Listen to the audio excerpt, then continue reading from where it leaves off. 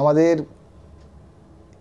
এই বছর যেটা খুঁটি পুজো হলো, এটা 31তম বর্ষ। দুর্গাপুজোর 31তম বর্ষে আমরা খুঁটি পুজো করেছি 15ই আগস্ট। আর আমাদের প্যান্ডেল ছিল, যে প্যান্ডেলটা হবে সেটা হচ্ছে মায়াবেশী প্যান্ডেল। এই মায়াবেশী নাম এরকম নামটা কেন?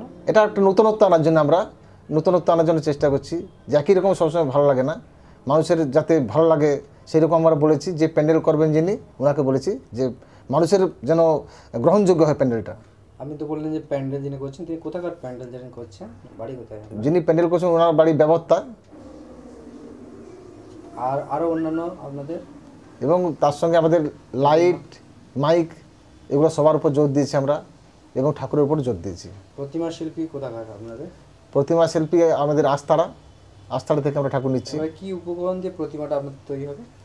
আমাদের প্রতিমা আমরা বলেছি, আমরা অ্যাকচুয়ালি কোনো বলি না, আমরা দেখেছি যে কোন প্রতিমা চয়েস করতে গিয়েছিলাম, দেখে একটা ভালো প্রতিমা দেখে চয়েস করেছি, এবং সেইভাবে আমরা ওনাকে বলেছি যে ভালো করে আমাদের ঠাকুর প্রতিমাটা তৈরি করে দিতে হবে, আমরা যেন ফোটাতে পারি ভালো।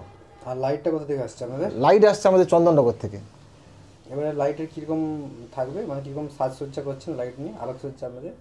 আলোকসজ্জাটা আমরা ভালোভাবে করছি। আমরা রাস্তার উপর আমরা এলইডি বোর্ড থাকবে, এলইডি বোর্ড থাকবে রাস্তার উপর, এবং চারদিকে আমরা আলোক উজ্জ্বল করব, এবং খালের উপর আমরা সিস্টেম আলো সিস্টেম করব, বিভিন্ন রকম সিস্টেম করব।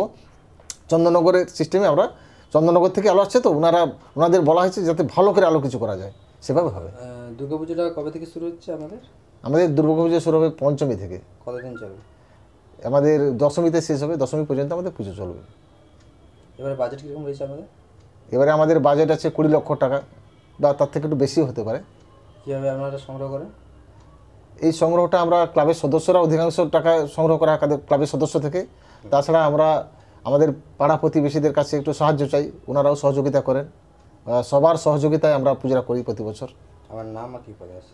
আমার নাম গৌতম কুমার পাল, আমি ইউথ স্পোর্টিং ক্লাবের সভাপতি।